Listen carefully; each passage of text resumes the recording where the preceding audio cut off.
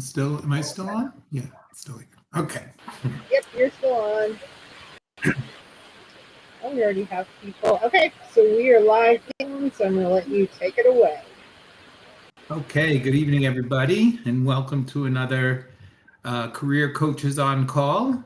And tonight we're going to start with focus on job search gratitude, or being grateful or finding ways to show gratitude or mindset to make sure you have a positive mindset during job search. So we're going to take some time to talk about that, but then as always, we'll answer any questions on anything from the audience. And as a reminder, Career Coaches on Call is part of the Thought Leadership Branding Club, which is a great club filled with lots of great members doing awesome things around business, around job search, around development of any kind, professional development that I know there's something there for everybody. It's a great group. So check out Thought Leadership Branding Club. But let us get into our topic tonight. And it's obviously a topical topic because it's Thanksgiving week. And it's hard sometimes, though, when you're looking for a job. Maybe you've been looking for a while. Maybe you've gotten a number of rejections, and it can be very discouraging. But it's important to maintain a positive attitude as best you can. And it's easy for us all to say it, but it's harder to do. But still, you have to do it. It's like starting an exercise program or a diet. It's easy to say, just do it, but the hard work is actually doing it. But it can be done, and it really needs to be done. So with that, let's start off, and we'll get an introduction from each of our coaches, and maybe you could start us off with a tip as well. Alan, why don't we start with you tonight? Okay, thanks, Ken. Hi, everybody. I'm Alan Kirshner. I'm a career coach based in New Jersey. I help people with job search strategies, interview prep, LinkedIn profile optimization, interview skills, and salary negotiation.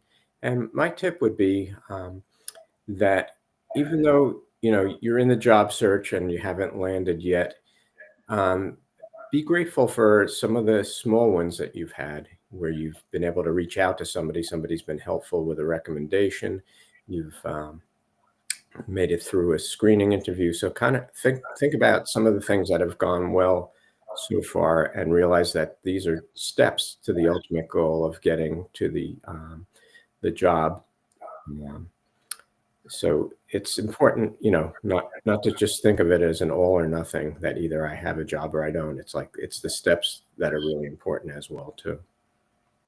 Yeah, I think that's a great point, Al, because obviously the ultimate goal is to land a job, but if you wait for that to be the only time you're happy or grateful or celebrate that result, it's a long time coming, and there are plenty of opportunities along the way, as you just pointed out. So thank you, Alan.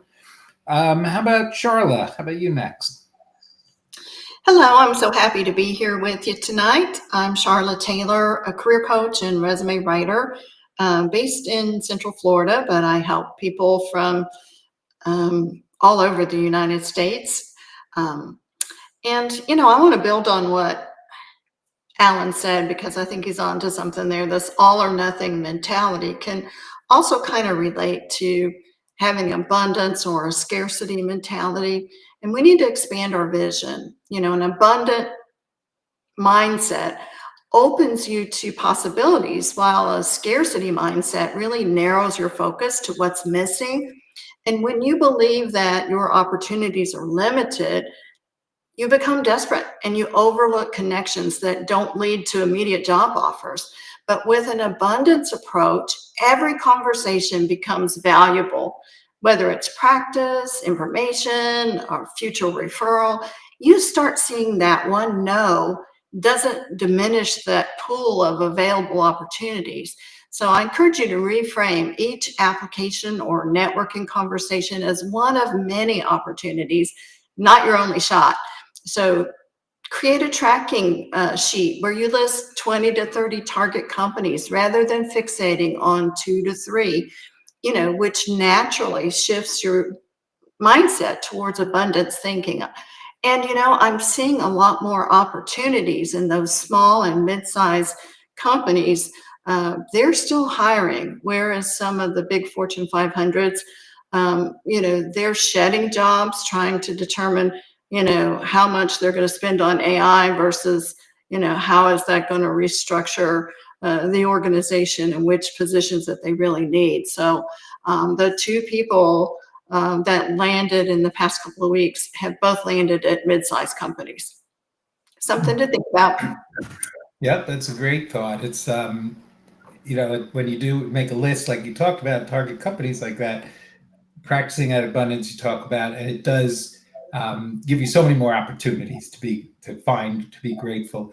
The other thing is, I think when you're grateful, like you described, Charla, you also open yourself up to more possibilities, not only by the list you talked about, but you'll see things coming to you more. You'll recognize them, you'll be open to them more, and you'll see more things will come your way. I think that negativity and not appreciating even the small things that you have can close you off to some of the opportunities that are out there, really looking for you or waiting for you. So thank you, Charla. And Melanie, how about you? Yeah, so for those that don't know who I am, I'm Melanie Mitchell-Wexler. I am a former recruiter, recruited for 20 years. I am now a executive career coach where I work with mid to senior level executives or senior level professionals and executives looking to make a pivot in their careers, and also a LinkedIn strategist as well. And what everybody has said is, really honestly very timely, especially Charla, you mentioning having a scarcity and an abundance mindset, and it's something that I personally I absorb this information, and I started to absorb this information, and why I believe in it, and maybe this is kind of my tip here a little bit, is because I actually had to use it for myself when I was in the job search back in 2017, and I was laid off the Thursday before Thanksgiving. That would have been almost 8 years ago, back and almost the year to the date almost. So happy anniversary. I know I was laid off. I remember, and pardon for the long story, but I hope it's help. I just want to share it so it's helpful for somebody else. But I was like clutching my purse as my CEO told me she was laying me off, and just telling myself, "Don't cry, don't cry." I mean, I'll be honest, I had no money. I was a single mom, raising a teenage daughter. That was the bleakest. This is the most, sounds horribly, not the most positive story, but literally somebody donated a Christmas tree to us. I was able to buy my daughter one gift. All she wanted, because she's my mini, is a planner with her pens that she could write in her planner for the new year.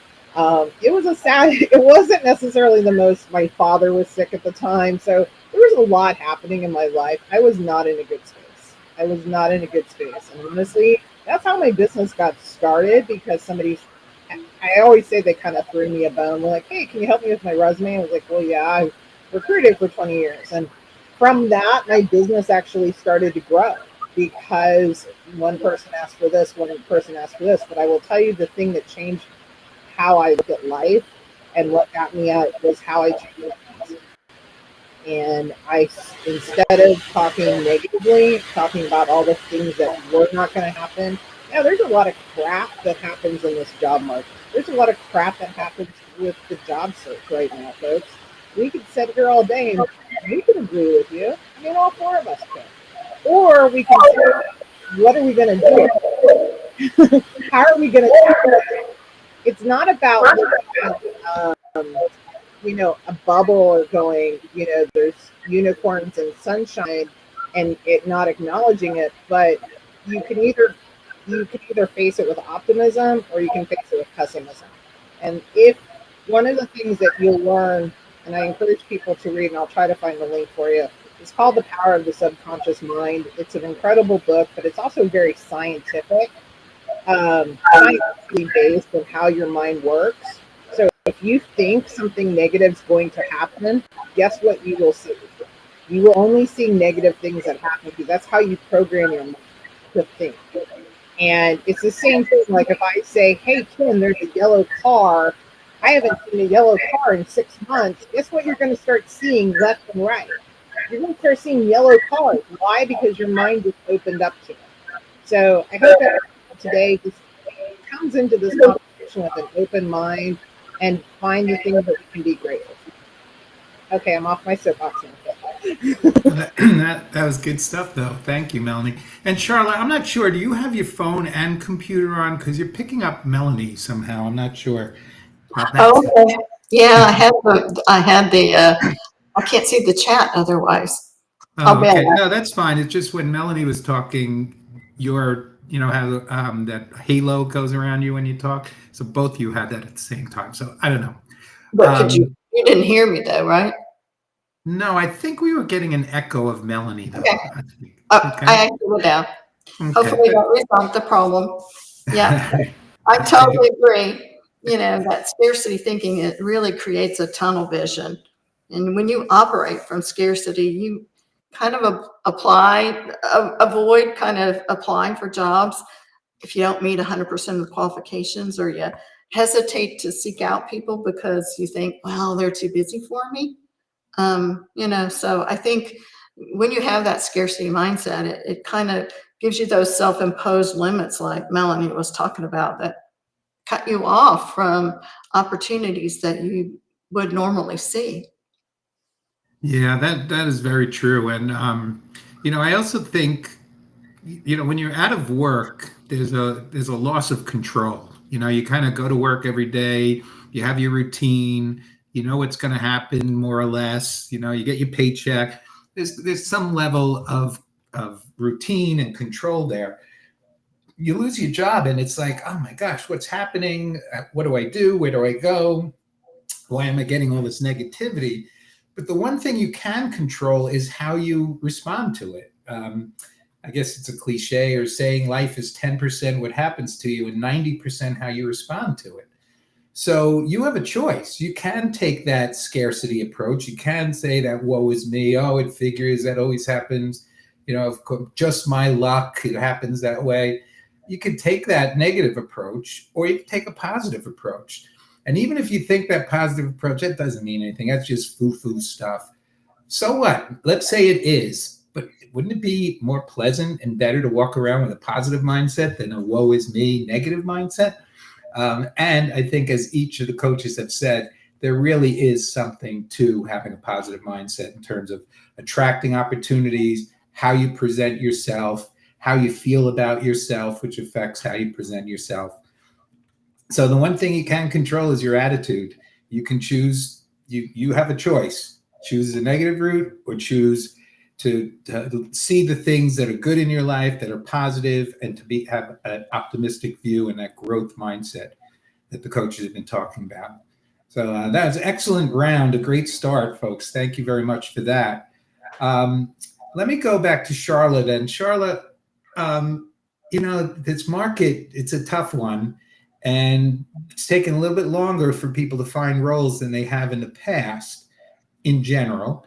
So when you keep getting that negative, I got rejected again, I got ghosted here, I can't get connected with this person. How do you keep going? How do you keep positive through those times? Yeah, I wrote an article, I guess it was last year about this time, about how a broken bottle gets tossed by the waves and ends up turning into a thing of beauty in the form of sea glass. And, it started as trash, as a broken bottle. And, sometimes we can get really negative. The job search is increasing at the speed of artificial intelligence. And, really to stay relevant, I think you have to broaden your mindset and deepen your skill set and sharpen your tool set so that you can thrive and prosper, and adapt quickly. That's the secret, I think, to surviving in this job market.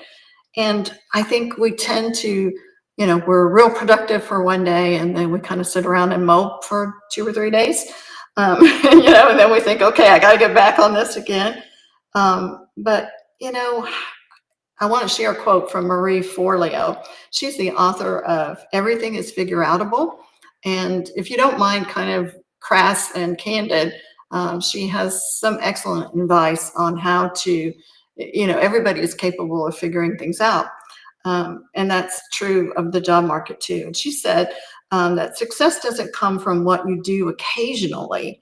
It comes from what you do consistently. You know, and I think when you fully commit, you're going to make it. Job search is temporary. There is another job on the other side. And you can approach it from a more relaxed way by having that abundance mindset than you can by, saying, there's nothing out there for me. Nobody's going to talk to me, so go ahead and apply for those roles that you meet 70% of the qualifications, and then draft a compelling why me narrative, and then reach out to one person that's inside that company who maybe even might seem out of your league, but you'll be surprised how often people respond positively to you if you have that why me narrative already. So connecting the dots between those transferable skills, showing them the value that you bring, just by naming 3 strengths that you have, and reaching out, even when you don't feel like reaching out, I think are all good steps to take right now. Yeah, I think that's great, Charlotte. And that last point in particular reminded me when I was in pharmaceutical sales. I always felt like when I was done for the day, and then I'd say, you know what, just make one more call, and that was always the best call of the day for me. I mean, more often than not, it was. So I think sometimes that pushing yourself to do what you just said, make that call, make that reach, take that shot. I think that's great advice. And how did you describe the woman's books? Something in crass? What did you say? She's very candid and straightforward, and she doesn't always use the most polite language. Okay. The book is called Everything is Figure Outable, and it's by Marie Forleo, Forleo. Great. Candid and crass. It sounds like a personal brand, actually. I wonder if that's what she's going for. It's wonderful, but I mean, she's not for everyone. Right. It can be somewhat offensive if you don't approach it with an open mind. Great. And I see that Lisa says it's also about reframing your words. Your thoughts attract what is around you. And I think that's definitely true, Lisa. Thank you for that. Like I said, you could take that woe is me attitude, or you can say, you know what, that's okay. That's fine. I learned from this and I'm moving on. That's great. Now I'm getting even closer to that opportunity I'm looking for. Melanie, I had a client recently, and he and his wife recently had a child, so he's feeling some of that pressure being out of work. His wife would be going back to work, I think, as a teacher, but he was still the primary breadwinner. And a lot of our conversations were about, oh, I'm not going to get that job because I'm not qualified. Oh, I'm not going to get that job because of diversity issues. I'm not going to get that job for whatever. And then he got offered a job which was below the salary he really wanted, even below what he was making before, but he took it. And I think he took it because he was so sure he would never get another opportunity. And I think that's part of this negative mindset, this scarcity mindset, that's so, it really limits you. And I'm just wondering, I feel like I would never tell someone to take a job or not take a job. I think all of us are this way. We coach, ask questions, and help our clients make their own decision. But I just felt like he was giving up too soon. And I don't know, there's not really a question here, but how would you approach somebody like that? Yeah, I mean, I agree with you, Ken. I've got a couple of clients right now that I had one client, truthfully, that did take an offer. His expectations were pretty high. And truthfully, after doing a lot of research, finding that he kind of had, in my situation, he was kind of pricing himself out of the market. And so and I told him, I said, I never see somebody take below their value, absolutely, from a dollar standpoint. But he had been out of the workforce for, I think we're going on 2 years at this point. And so I just told him, I said, how about this? Here's the deal. I think you need to get back into working, and I think you need to be reminded of the things that you're capable of doing and being super strong with it. And get that confidence back so that you can then, 6 months, 8 months, get the stability back into your life, and then you can start doing a more passive job search. Mm-hmm. But you've got to, I do think it's a personal decision. I don't think, everyone can give you advice. Don't take a, but if you need cash, if you need money, absolutely. I'm not going to tell you if you're in that kind of position, because hey, I've been in that position where, I actually did negotiate up higher for my one job that I landed after I'd been laid off.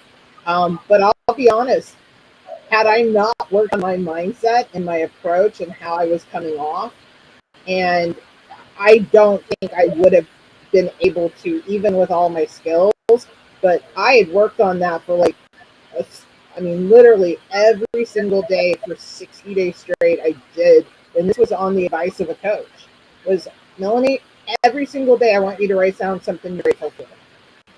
I don't care if it is the exact same list that you write down every single day. Because there were times that I was like, I'm not, like, what do I'm not, I felt like I was failing as a mom. I felt like I was failing my career, that I'd thrown my career away.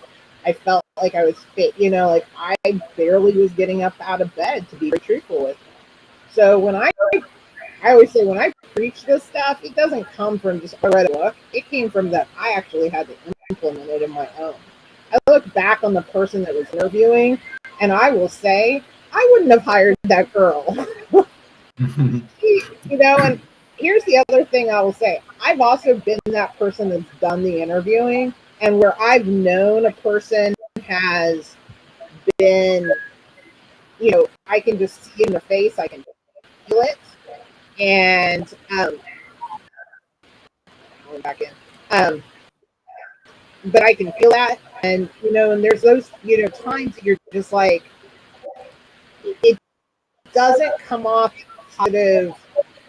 You have to show up in a positive manner. And I would also say too, like, be very mindful. If you are active on this platform, it is perfectly fine to be active on social media, active on and to have a voice and to have opinions, but be mindful of how you come across. Today I was having, I made a comment on somebody else's post. Truthfully, the post did not give good advice. I gave my opinion, and this gentleman chimed in on it, and it wasn't directed. I'm going to say this: it wasn't directed at me. He was clearly frustrated with recruiters. He was clearly frustrated with being unemployed and not having opportunities. Totally get that, but he used some vulgar language in his reply, because I did respond back to him, and he used some vulgar language. And the truth is this: hiring manager, recruiter, probably look at that, go, I don't deal with that. I don't want to deal with it. They're going to fight me every single step of the way. And maybe that's not fair, but that is what the world we do live in today. So you do have to be mindful of coming across. You can have an opinion and a voice, but if you're argumentative and you're pushing back and fighting every single word, and you're not being nice and polite, nobody's going to want to work with you. Yeah, that is the truth. So I think that's great advice. As you were talking to Melanie, I was thinking it's similar to, and I'm sure each of the coaches you guys have experienced, when you talk to a client, I don't really have anything special. I don't have anything special to put on my resume. And then as you talk to them more, you were able to pull out, well, wait a second, that's actually a great accomplishment there. Let's talk more about it. And by the end of a session or a couple of sessions, you kind of like, wow, you've got a lot of really good stuff here. And I think a lot of times people aren't able to recognize it. Sometimes you need other people to point it out. But I think in the case of gratitude and keeping a positive mindset, I think you can look within yourself to find those things. Alan, one of the things I did say to my client when he accepted the role, I said, you know what? You made that decision. Great. You got a job. Congratulations. Feel good about it. part of the reason I said that was when I was back in corporate, I got offered a job, and the salary that I got offered was the same salary as it was for a region business director role, and they were hiring like 3 or 4 people at the time. And it was the same salary as other people. And I felt like my experience warranted me getting paid at least a little more than other people. Even if it was a couple $1,000s, I think that would have been fair. And the manager, she ripped into me. She said, well, you don't want this job? Don't take it. I got other people who line up for this job anytime. And she really ripped into me. I was taken aback, to say the least. I went into my boss, who I was very friendly with, and I vented with him for a bit. Ultimately, I accepted the job, but I just didn't feel great. I just had this feeling in my gut like I should be happy. I should be thrilled getting this promotion, getting this job. And ultimately, I got there to where I thought, you know what, this is great. I did get, this is an accomplishment. I am going to do well here, and that's going to lead me to my next opportunity. But how do you, so this person who accepted this role at a little below the salary he wanted, how do you help him get there to feel like, you know, get past that disappointment of not getting the salary or maybe not even getting the role, the level he wanted? How do you stay positive in those situations? Well, again, I think it's a matter of being grateful for the fact that you have something. I know, you know, a number of the people that I've worked with more recently are getting offers that are, you know, at times below what they were making. So it's, you know, it's really a matter of what your situation is at that point in time. If it's something that, you know, you've been out for a while, like Melanie was talking about her client that's been out for 2 years, then it's a way of getting yourself back into the market. It's a way of getting experience again, because, you know, after a couple of years, things have changed a lot, particularly with AI, that, you know, your skills might not be as fresh as they were before. But another thing that I've said to clients is that, you know, most places in the US, it's employment at will. So you're not committed, you know, to staying for, you know, forever there. And they're not committed to you to keep you there forever. So you can take something, get some experience with it, and you can still be looking also. So I think that you don't have to necessarily close the door on things if you take something that you need to take because of your financial situation. But you always want to go in with that attitude, I'm going to do the best job that I can. You don't want to go in being disgruntled or being disappointed, because that's not going to work out well for you or for the company. So I think when you make that commitment, when you accept the job, you need to be committed to putting your best effort into that. But again, it doesn't preclude you from still staying active and looking around if it's just not exactly what you wanted. But it's really, you know, it's really a matter of doing what's best for you at that particular point in time. But again, you know, on this topic of being grateful, you do have a job, you do have income coming in, and that's helpful, and that's something to be grateful for as well. Sometimes with clients too, they say, you know, I'm not going to take a consulting job. I only want to have something that pays benefits, which is great. I understand that, and you know, medical, you know, coverage is expensive, but if you need the medical coverage whether you're working or not, and you're going to be paying for it out of pocket. So if you get a consulting job, one that can bridge the gap to something else, you're getting experience that might lead to another more permanent opportunity. Plus, then you're making money that's going to pay for those benefits as well too. So I think it's part of it is that mindset of seeing the, you know, the best of what's in that situation. And again, it's, you know, more of the glass is half full than the glass is half empty. So I think it's you know, important to stay positive and see the positive in those situations too. Is it the easiest thing? Not necessarily. Do we have ups and downs with job search? Of course. So I think it's just important to try to keep that positive mindset as much as possible while you're going through the search, or even in the case that you're talking about, where somebody's taking a job that they weren't exact. It wasn't 100% of what they were looking for. Mm-hmm. Yeah, great. Excellent advice. You know, also, with my client, I said to him, you know, like from day one, you want to let your supervisor know, look, I'm excited about the role. I'm going to do the best I can do in this role.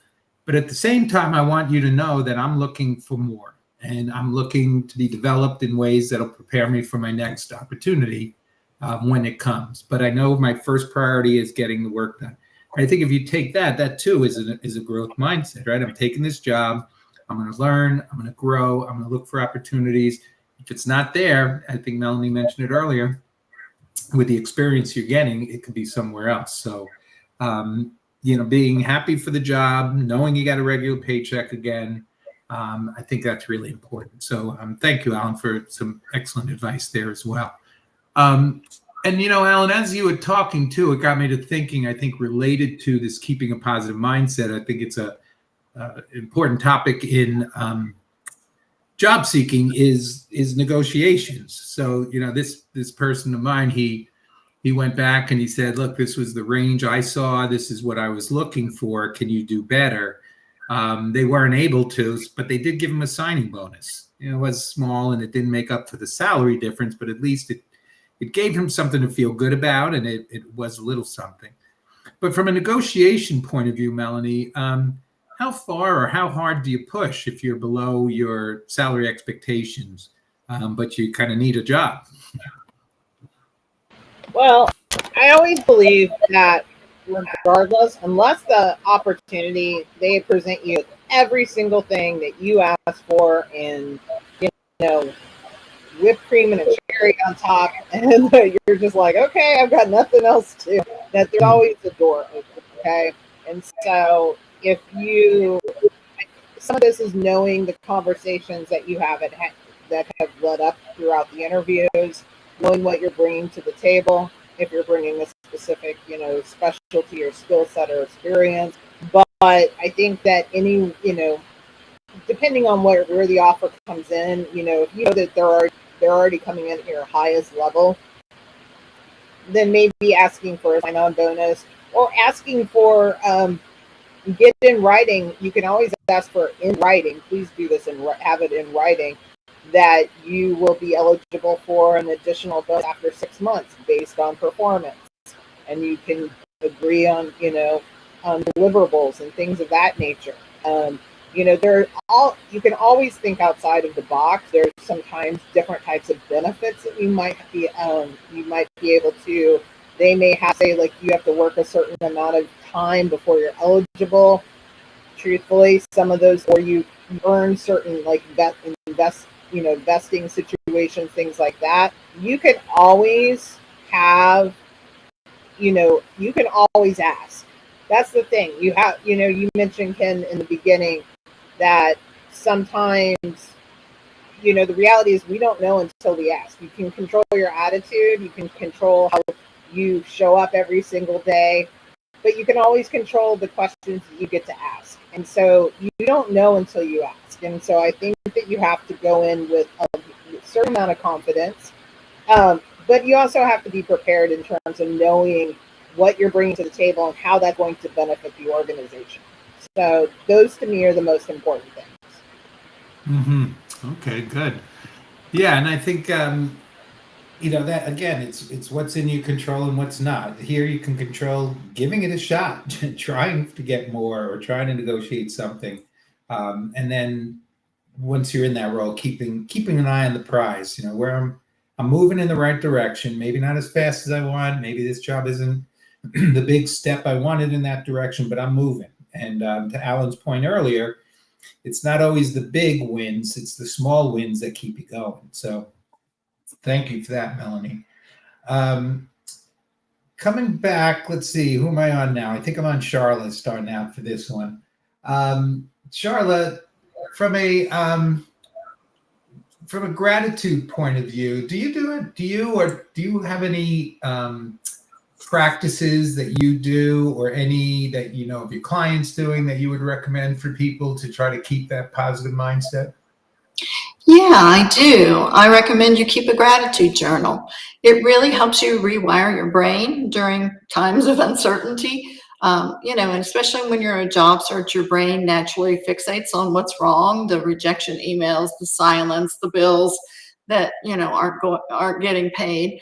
So a gratitude journal really physically rewires your neural pathways to notice what's working, even in small ways. And I'm not talking about toxic positivity here.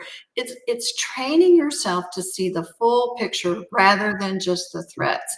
So simple process, when you can identify 3 things daily that went right, even if it's I had a good conversation with a former colleague, or I learned a new skill today, you build that psychological resilience that prevents that downward spiral of negativity. So gratitude journal is really quite simply just a tool to keep track of the good things in your life. I prefer the Panda Planner. It's like $20 on Amazon. And it has a place not only for planning your day, but for counting your wins at the end of the day. And then I always look at those wins and first thing in the morning to remind myself of what went right, the day before. So no matter how difficult and defeating that life can sometimes feel, there's always something to feel grateful for. And so I find that journaling really helps me to do that. It doesn't matter whether you want to do it digitally. There's a lot of great gratitude apps. I have a 2-page gratitude journal that I've posted in my Career, Faith, and Purpose LinkedIn group. So that group is free to join. And it's done by Positive Psychology. So it's not a spiritual, type exercise at all. But it will give you a starting place and some questions that you can ask yourself. And, I really think gratitude is a networking superpower too, because when you express genuine gratitude, it transforms you from just another job seeker, to someone that people want to remember and they want to help. So when you thank someone for their time and specifically mention what you learned or valued from the conversation, you stand out from the dozens of other people who are just wanting something from that person. So you want to create those positive feedback loops. People are more likely to make introductions, share opportunities, advocate for you when they feel like you genuinely appreciate them, rather than feeling like they're being used as a means to an end. I think it also spills over into networking. Yes, I think it's great. It's up to you to set the right mindset, to be positive, to have that can-do attitude. Hey, I know here's a pretty dumb question, Melanie. How do I put something in the chat? I don't see a space for me to add a chat. How do I do that? That you can do on your laptop in LinkedIn itself, or on the phone. Okay, I'm gonna go to I'll go to the LinkedIn chat. And the reason is because, and I had mentioned this, I think, a program a couple months ago or so, there was an experiment, I guess you call it, and on a college campus, I forget which one, where they just put a microphone up. And I think the question was something like, tell us something you're grateful for. And it was fascinating to me that these college students, some of them, they were somewhat big, I got an internship or whatever. Someone said, I got up this morning and I got to my class on time. That was positive. I feel good about myself. Someone said, I get to spend time with my best friend. It's things that you do probably, and you don't even recognize how positive that is. And even if you think, so what? So it's positive, great. But the more positive begets positive. It attracts positive. It attracts good things. So I'm going to put that link in the chat, hopefully. And I would encourage you guys to check it out. So thank you for that, Charlotte, for that information. Melanie, let's see. What other things around gratitude or positive mindset? What do you find yourself talking to your clients or working on with them in that regard? I mean, I'll be very honest, and believe me when I say this. Yeah, I have crappy days. I have days where things just don't seem to go right. Everything I feel like is like, oh my goodness, like let me just get in a ball and just watch TV. I don't want to deal with anybody. But I will say, when I started to change my mindset and how I looked at things, because the reality is this: I was a very pessimistic person. Like I was a very pessimistic child, even, and like there were. I never was a glass half full kind of person. Like and it wasn't like I was negative. It was just that I was like, well, I'm a realist, like I have real expectations, but the reality was that the way I was speaking and the way I was also speaking to myself. And so when we change the words that we speak, and I think Lisa mentioned this, is when we change the words we speak, that's what our mind starts. I know this will sound weird, but that's how our mind hears it. And when we start speaking it over and over, it sets into our brains. And so one of the things that I particularly do is I really encourage my clients to have and I really challenge everybody to do this as well, is to, December 1st is knocking at the door. It's a great thing to do a 30-day gratitude challenge. And I promise you this, it will change how you feel during the day. Like I said, it was what started me. I had a coach that was like, literally, like, there were days I'm like, okay, there's clouds in the sky. There's, I'm always eternally grateful for my children, eternally grateful for my parents. Like those are things, but I was really challenging myself every day to get something new, because the reality was it wasn't about. I had a lot to be thankful for and a lot to be grateful for in my life, and I wasn't appreciating what I was getting. And that was even during unemployment. And so sometimes like attracts like. So if we are talking negative, or we're setting the expectations of what's going to happen. That is how our brain actually works. And so I put in the chat earlier, The Power of the Subconscious Mind. That's a book that my current business coach actually required me to read when my business partner, Shell, and I were rebooting our LinkedIn Rockstar Academy, because he was catching things that I wasn't even catching. Little nuances like, oh, if that happens. No, he would stop me in sentences, not if that happens, when this happens. You are going to be successful. You are going to get land a new job. You are going to, it's not if, it's, it's when. It is already happening. You have to do things now. And this is the reason why I actually ended up loving this book, is because it is not, I know some people are going to be like, oh my gosh, she's going woohoo on us and all this stuff, but this book is actually based on like practical science of how our brain works and the things that you do how that can actually change. As Charla was mentioning, it can rewire your brain and how you think. So I actually don't look at things through a negative lens. Do I see negative things? Yes. Do I know there's negative things happening? Yes.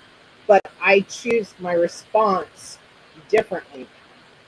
And I'm also very mindful of like the words that I speak, especially about like outcomes, things of that nature. So I try to do the same for my clients. If I catch them like, oh, I'm never going to find a job. How long am I going to be unemployed? Okay, well, we don't know this right now. We don't know what's going to happen tomorrow. So we're not going to determine that this is our destiny. So it was something that honestly changed my life, because I don't think without it, I don't think I would have gotten out of that place that I was. But yeah, I encourage everybody to read The Power of Your Subconscious Mind. It is a very powerful book, and it's actually an easy read. I've had I don't make it a requirement for my clients, but any of my clients that are open to it and open to the concept of it, I just encourage them to look at it and read it, because it will teach you things about how your brain responds, from your health, from your finances, to your career, to your business, your love, relationships, everything. Great. I think it's great advice, and it sounds like an awesome book. I was just scrolling through the chat, and Gregory, congratulations, got 2 interviews coming up with different companies. And I think that's great. And, and I'm not projecting what Gregory's thinking. I'm sure, and I know he's excited about it.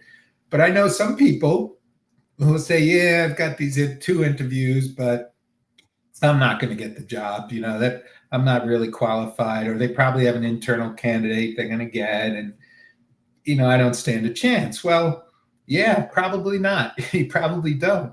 And even if it doesn't work out, you got to be able to say, well, you know what, those didn't work out, but I had 2 interviews. Man, that was great. I'm going to get 2 more too. I'm going to get 3 more. I'm going to get whatever I need to get that next job. So even when you have positive things that maybe don't turn out the way you want them to turn into, you got to focus on the positive part on it. You can't focus on the woe is me. Oh, I didn't get it. It's unfair. They ghosted me. They did this. They did that. Those things are out of your control. Again, it's what's in your mindset is in your control. So I think it's really important to remember that always, especially during a job search, because it's so difficult, or it can be difficult. Alan, are there any other ways you help people get out of the funk when they're feeling that negative wave come over them? One of the things I do for myself personally, I like Charla's idea about having the journal, but I go to bed every night. Before I go to sleep, I think about the day that, just happened, and think about the things that I'm grateful for. So I think it's helpful, even if the day didn't go as well or as expected, I think about, I come up with 3 things that went well that day. So I think that helps. So I think I try to impart that onto my people that I coach as well too. And also, again, the job search can really be a roller coaster. I was talking to a client the other day. This job market is a challenge. There's no question about that. But he's had interviews with 3 different companies, and he's got through, in some cases, 3 or 4 rounds. And when I spoke to him the other day, 2 of those didn't end up coming through. One, the company decided that they weren't going to fill the position. They were actually, things got worse where they were even laying people off. So that one was out of the mix. The other one, he lost to an internal candidate. And then the third one, he was waiting to hear, and he was going into another round of interviewing. So he was very disappointed and discouraged. And I said, you're getting really close here. Those 2 were things that were out of your control, right? You don't control the fact that somebody has an internal candidate. They have an advantage over you. You have to be so much better than them to get the offer, because they're a known commodity, right? And a lot of times hiring managers are risk averse. If they know somebody, internally, or they can read their performance appraisals or talk to their manager, they're more of a known commodity. They're less risky. So when you're going against an internal candidate, you need to be above and beyond what they are in order for them to take the chance on you. But the other thing was, he still has a 3rd company that's in the mix. So, I said, put aside those other 2. You did everything you could do. And then that was the decision that those companies made due to economic conditions or, what the other candidates were like. You have this other one. You're getting really close with all of these. It's just a matter of time before you're going to land a position. So again, trying to look at the positive side of a situation where it didn't all work out the way he was hoping it would. But I think, the mindset is just so important, and that's the way you come across on these interviews as well too. So you really need to go in there with a positive mindset. It's a competition, and the way you win the competition is showing why you're the best candidate for that job. And you go in very positive and very confident. And then after that, the rest is up to them, but you've done your part. And that's what you need to do in order to be successful at a job search and getting the interview leading to the offer. Yeah, I think that's great, Alan. And that whole mindset thing. I think Henry Ford was when I said, whether you believe you can or you can't, you're correct. So if you go in and you think, oh, I didn't get those jobs, maybe I'm not good enough, or I'm not going to get a job. Well, you're probably right again. But Alan, to your point, there's so many positives, and you've got these interviews. You've got it so far in those rounds. You're getting so close. Keep positive and feel good about what you've done, because a lot of people aren't making it that far. So feel good about yourself. Lisa, she mentioned something. I saw a chat from her. Lisa, you're on fire tonight talking about don't forget to exercise, get out there, get fresh air. The other day I walked down. I was feeling kind of down for whatever reason, and I was walking and feeling sorry for myself. And then I looked up and became conscious of where I was. And I was walking along this lake, and it was about a month ago, so the leaves were changing, and it was just beautiful. And I remember thinking, wow, I'm so lucky to be here, to have this, to be able to go out and walk within, a mile of my house and just really see the beauty of the world. And it didn't change my situation, but it changed my mindset and made me better able to deal with it and move forward positively. So, Lisa, I think that's great advice. Get out, exercise. It's a great stress reliever. Breathe fresh air and really look around you and see what you have to be lucky about. You have a roof over your head. You have food on the table. You have your family. You have your friends. There's always something you can find to be grateful for. And it's not just a foo-foo exercise. It really helps how you present yourself, how you come across to others. So with that, Melanie, I'm going to, let's see, we're about 7 minutes here. Maybe I'm a little early to start the sign off, but we'll keep it going if it does end early. But maybe we could talk about, from our perspective, Melanie, what is it that you're grateful for? That when you think about today, right now, what is it that gives you a positive, good feeling? I'm grateful for a lot of things. I mean, I'm not gonna be I don't want to be too cheesy, but truthfully, I'm thankful for all three of you. We've been doing this for, I don't even know how long now. I mean, that sounds like we've been at it for years, Ken.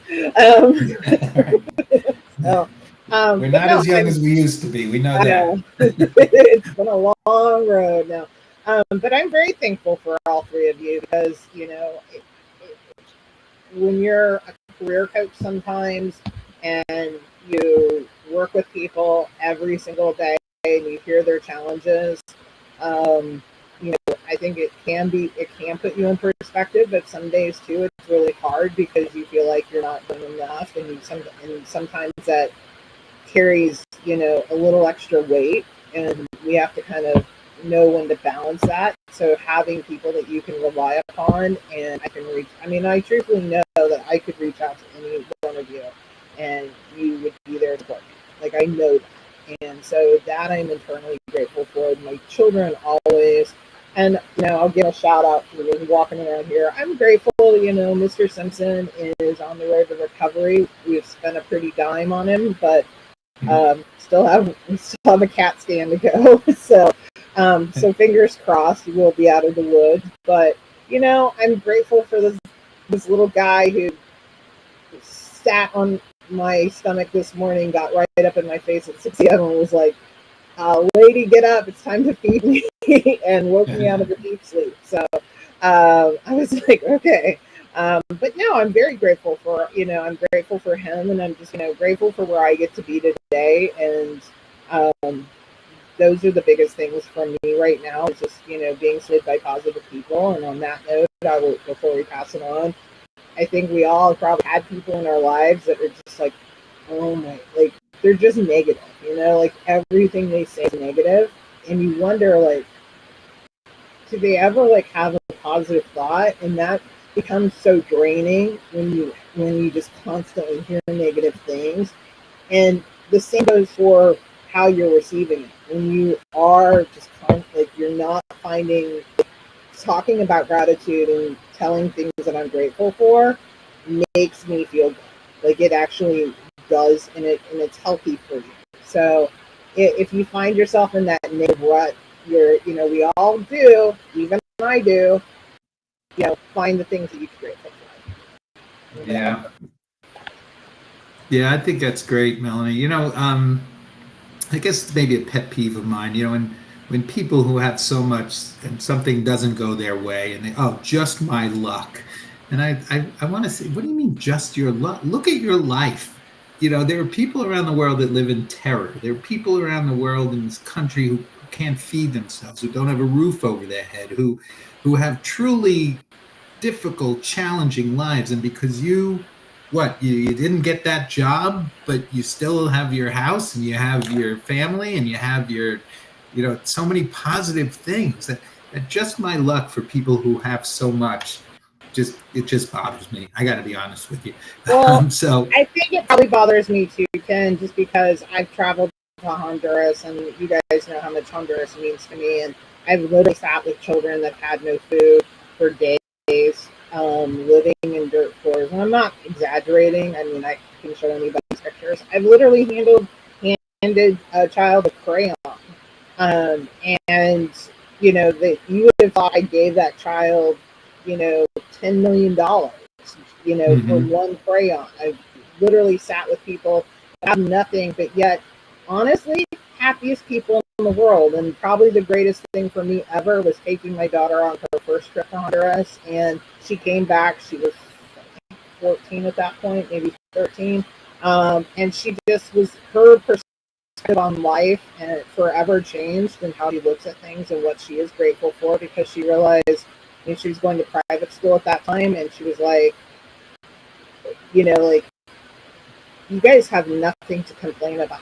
Like, you have nothing. Like, seriously, you're just that you didn't get the newest phone. Like, get over it. Like, it changed her perspective, and just reminding us again, even when we don't think we have things, we're very, and there's days that I will literally, I'll walk outside, I'll see a homeless person, I'll be like, you know what, I'm grateful for the heat in my house.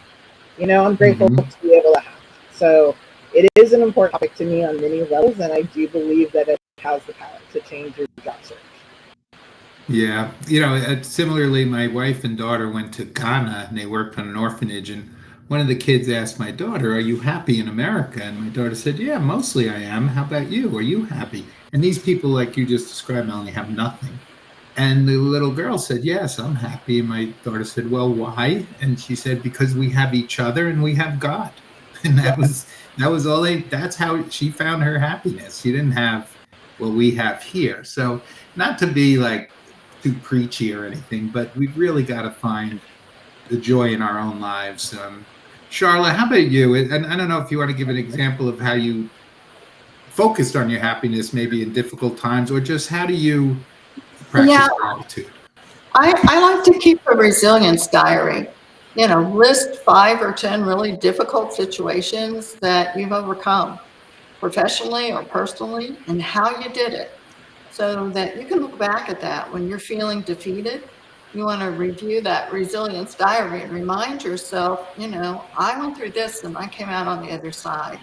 And I have this proven ability to persist and adapt, and I think when we speak to ourselves as someone else would speak to us, and it makes all the difference in the world. I think we're too hard on ourselves, and we get trapped into that, negativity. We've all certainly been through job loss on this panel, every single one of us. So it's not that we're, just, standing on an ivory tower and saying, this is what you can do. But, I kept a card on my desk, I've shared this before, that said, "Life's a picnic, ants and all. Hallelujah anyway." And it's some of those days it was an anyway, So, and many of those days were like that. And I look at those times and I think back, we did a lot of free things like going to the park, going to the beach. And my little 3-year-old son said, "Hey, Mom, I really like this bikini budget," because I had told him that our budget was tight and we had to do some free things. And, so that was our nickname for, living very frugally, is that we were on a bikini budget. And, I would also tell you, even when you get those rejection letters, if you follow up graciously, when you receive a rejection from an actual recruiter, not an automated system, but, count it as a blessing when you get somebody's name and email address. So that's a valuable networking opportunity. It's not a dead end.